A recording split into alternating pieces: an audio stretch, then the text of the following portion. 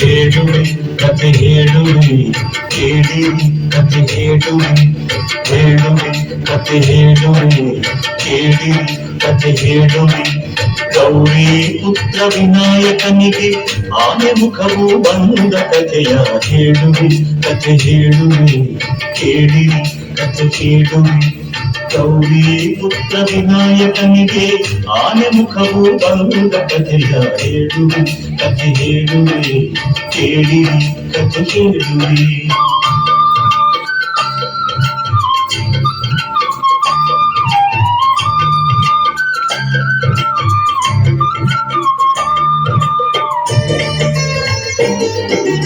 ಒಂದು ದಿನ ಪಾರ್ವತಿಯು ಸ್ನಾನ ಗೃಹಕ್ಕೆ ಹೊರಟಳು ಮಣ್ಣಿನಿಂದ ಮೂರ್ತಿಯ ಮಾಡಿ ಜೀವದಕ್ಕೆ ಇಟ್ಟಳು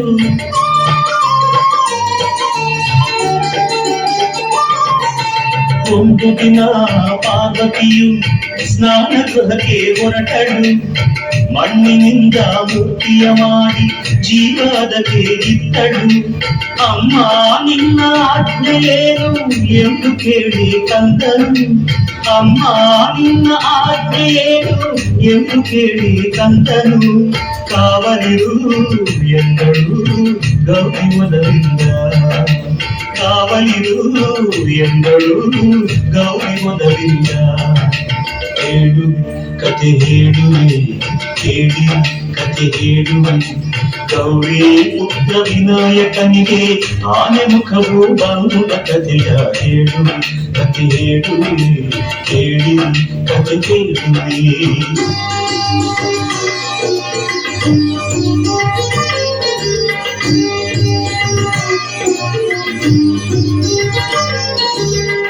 ಕಂದ ಕಾವಲಿರುವ ವೇಳೆ ಶಿವನು ಅಲ್ಲಿಗೆ ಬಂದ ಶಿವನು ಯಾರೆಂದರಿಯದೆ ನಿಲ್ಲಿಸಿದನು ಕಂದ ಒಳಗೆ ಬಿಡೆನು ಇಲ್ಲೇ ನಿಲ್ಲಿ ಎಂದು ಕಂದ ಎನ್ನಲು ಹೊರಗೆ ಬುಕ್ಕಿ ಬಂತು ಆಗ ಕೋಪದ ಹೊನಲು ಕೋಪದ ಹೊನಲು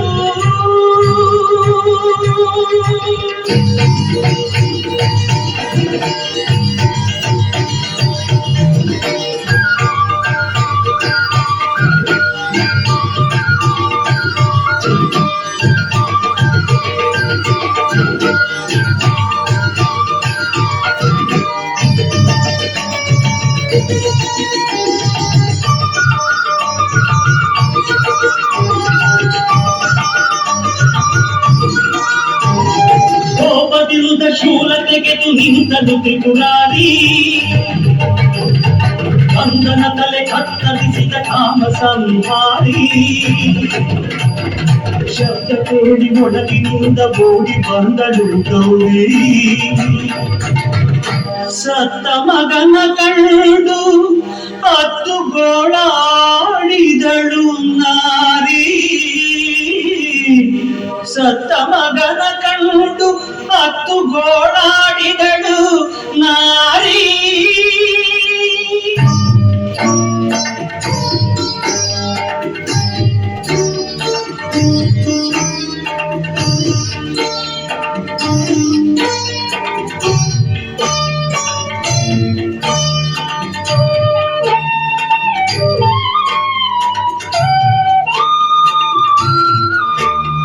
ಸತ್ತ ಹುಡುಗ ತನ್ನ ಮಗನು ಎಂದು ಅರಿತಾನೊಂದ ಶಿವನು ಒಂದು ತಲೆಯ ಆರಸಿ ತನ್ನಿ ಎಂದು ಆಜ್ಞೆ ತಂದನು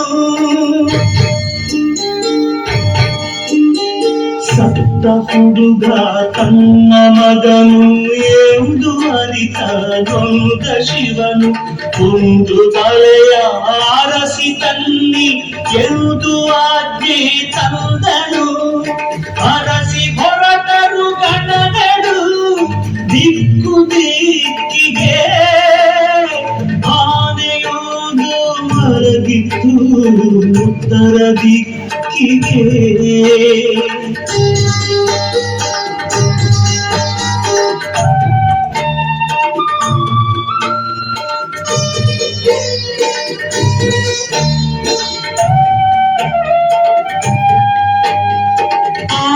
ತಲೆಯ ಕತ್ತರಿಸಿ ಶಿವನ ಬಳಿಗೆ ತಂದರು. ಅದನು ಮಗನ ದೇಹ ಕಿಟ್ಟು ಜೀವ ತಂದನು ದೇವನು. ಜೀವ ತುಂಬಿದ ಕಂದ ತಂದೆಗೆ ವಂದನೆಗೈದನು. ಸಂತಸದೆ ಮಗನ ತಪ್ಪಿ ಅವಗೆ ವರವಾಯಿತ್ತನು. ಸಂತಸದೆ ಮಗನ ತಪ್ಪಿ ಅವಗೆ ವರವಾಯಿತ್ತನು.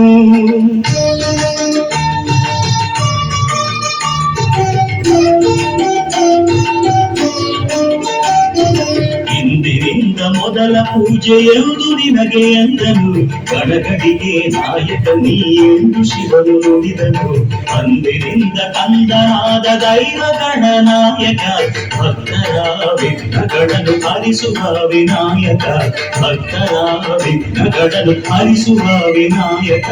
ಭಕ್ತರ ವಿಘ್ನಗಳನ್ನು ಹರಿಸುವ ವಿನಾಯಕ.